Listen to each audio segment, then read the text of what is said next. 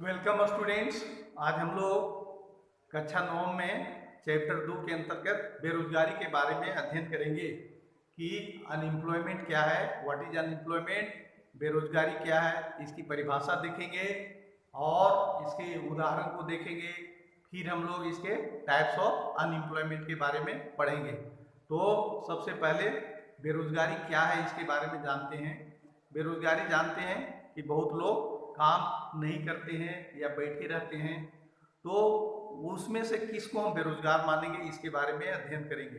तो बेरोजगारी की परिभाषा के अंतर्गत है कि यदि कोई व्यक्ति काम करने के योग्य है, काम करने में सक्षम है, अर्थात वह शारीरिक और मानसिक रूप से स्वस्थ है, वह काम करने के योग्य है, काम करना चाहता है, ऐसा नहीं हो कि योग्य है लेकिन वह काम नहीं करना चाहते, तो उसको हम बेरोजगार नहीं मान सकते हैं। तो काम करने में सक्षम होना चाहिए, काम करने के योग्य होना चाहिए और काम करने के इच्छुक होना चाहिए, विलिंग होना चाहिए कि वह काम करना चाहता है।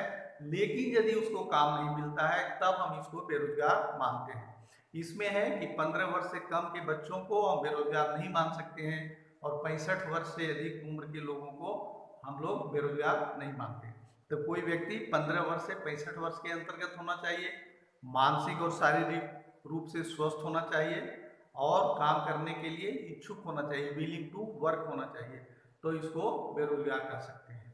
तो unemployment is that situation in which a person is able to work and willing to work but does not find an opportunity to work, then it may be called an unemployment situation।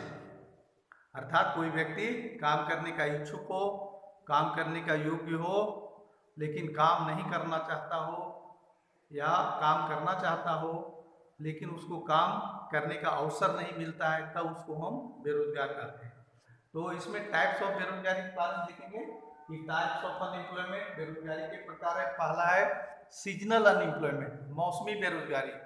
मौसम परिवर्तन या climatic change या weather के कारण कुछ लोग बेरोजगार हो जाते हैं, तो इसको हम मौसमी बेरोजगारी कहते हैं, सीजनल अनएम्प्लॉयमेंट कहते हैं। तो इसके अंतर्गत में जैसे गर्मी के दिनों में सिंचाई की सुविधा नहीं रहने के कारण किसान बेरोजगार हो जाते हैं, सिंचाई की सुविधा नहीं रहने के कारण। तो मौसम है, गर्मी का सीजन है उसमें। उसी तरह बरसात के दिन में मिट्टी के बर्तन काम करने वाले लोग, जैसे ईंट के भट्टे में काम करने वाले लोग या जो मिट्टी के बर्तन बनाते हैं, उसको बरसात के दिनों में काम नहीं मिल पाता है, तो ये इसको हम लोग सीजनल अनएम्प्लॉयमेंट कहते हैं।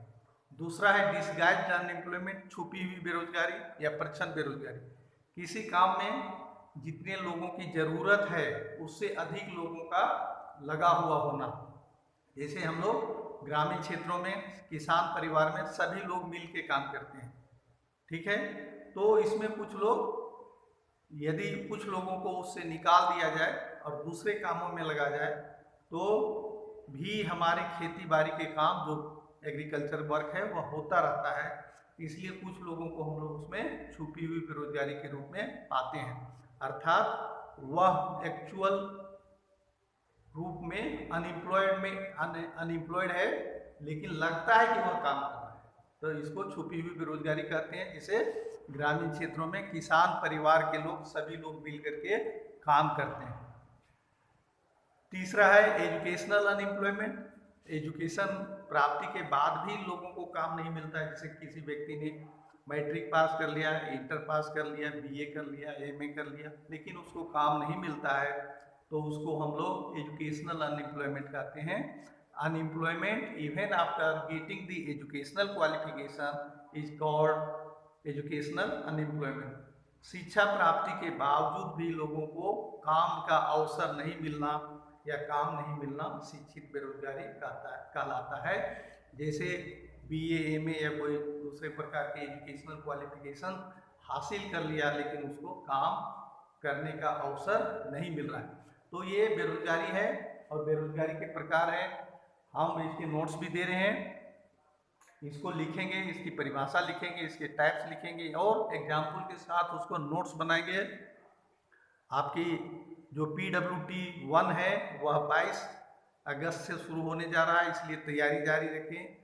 फर्स्ट चैप्टर और सेकेंड दोनों चैप्टर को तैयार कर लेंगे। धन्यवाद। Thank you. Have a nice day.